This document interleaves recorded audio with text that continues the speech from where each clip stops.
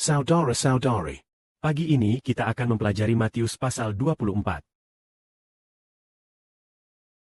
Selanjutnya kita akan mempelajari tentang pasal 24. Binatang 7 kepala dan 10 tanduk. Dalam terjemahan Alkitab versi lain, tidak ada binatang berkepala 7 dan bertanduk 10.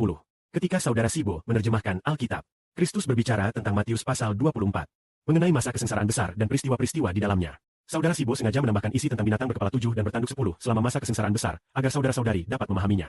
Agar lebih mudah dimengerti, saya sengaja memasukkan bagian tentang binatang 7 kepala 10 tanduk selama bencana besar.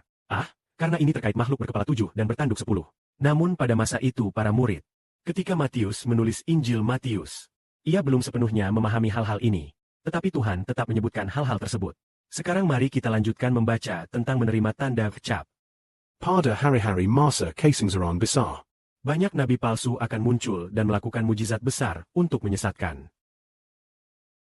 Karena itu banyak orang akan tersandung, saling menyerahkan, dan saling membenci. Pada waktu itu semua orang dipaksa untuk menyembah binatang 7 kepala 10 tanduk dan patungnya memaksa orang menerima cap di tangan kanan atau dahi. Sehingga banyak orang akan ikut binatang itu menghujat Allah, menghujat nama Allah, Kima Allah, dan menghujat mereka yang tinggal di surga. Ayat ini menjelaskan bahwa pada hari-hari masa kesengsaraan besar, banyak nabi palsu akan muncul. Nabi palsu ini adalah Kristus palsu, para penipu yang mengaku sebagai Rasul Kristus. atau hamba-hamba Allah. Mereka juga akan melakukan tanda-tanda ajaib dan mujizat-mujizat besar. Tanda-tanda ajaib. Dan mujizat-mujizat tersebut bukan berasal dari Yehuwa, Allah yang benar, melainkan berasal dari iblis, dewa palsu. Roro malaikat yang jatuh atau ro iblis akan tinggal di dalam mereka. Mereka mampu melakukan tanda dan mujizat palsu. Karena mereka melakukan tanda ajaib dan mujizat, mereka menyesatkan banyak orang. Menyesatkan banyak orang, sehingga banyak orang tersandung, saling merugikan, saling membenci. Apa arti tersandung? Artinya, karena melihat banyak nabi melakukan mukjizat besar, mereka lalu tersandung. Setelah melihat mukjizat besar itu, banyak orang pun tersandung. Artinya banyak orang meninggalkan Allah, meninggalkan Tuhan Kristus, dan mengikuti para nabi palsu yang melakukan tanda-tanda ajaib dan mujizat-mujizat palsu tersebut. Mereka lalu menganggap Yehuwa bukanlah Allah yang benar, melainkan menganggap dewa para nabi yang bisa melakukan tanda-tanda ajaib itulah Allah yang benar. Padahal tanda-tanda ajaib tersebut sebenarnya palsu. Para nabi itu melakukan tanda-tanda ajaib, melakukan tanda-tanda ajaib besar, dan mujizat besar, sehingga banyak orang berkata, "Oh, dewa yang memberi kuasa kepada nabi tersebut, yaitu dewa yang tinggal di dalam nabi itu, dialah Allah yang benar." Maka mereka menyembah iblis. Dan keliru menganggap iblis sebagai Allah yang benar. Karena itulah banyak orang tersandung, saling menyerahkan, saling membenci. Tersandung artinya, karena melihat tanda-tanda ajaib tersebut, orang-orang lalu meninggalkan Tuhan Kristus yang sesungguhnya, penebus kita. Dan meninggalkan Allah pencipta langit dan bumi. Mereka dipaksa menyembah binatang berkepala 7 dan bertanduk 10.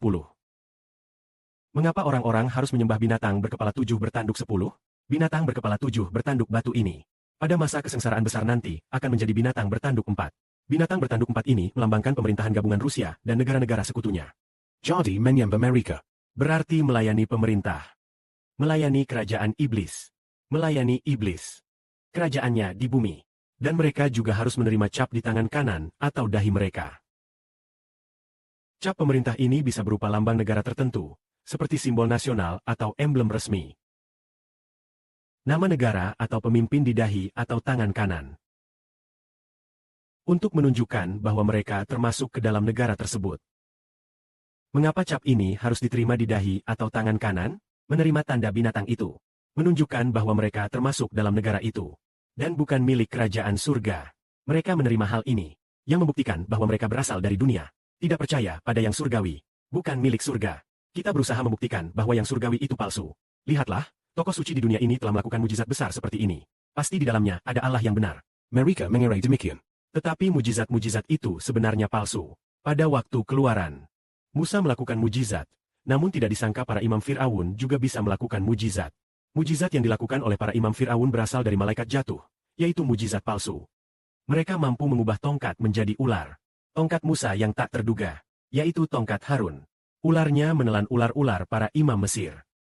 Karena itulah, Tuhan Allah adalah Allah yang benar. Ular dari mujizat Allah yang benar mampu menelan ular dari mujizat Allah palsu. Kiranya pada waktu itu kita diberi hikmat ol Bapa. Agar mampu membedakan bahwa mereka itu palsu. Baiklah, biarlah kita percaya kepada yang benar. Bagi Bapa Surgawi segala kemuliaan. Amin.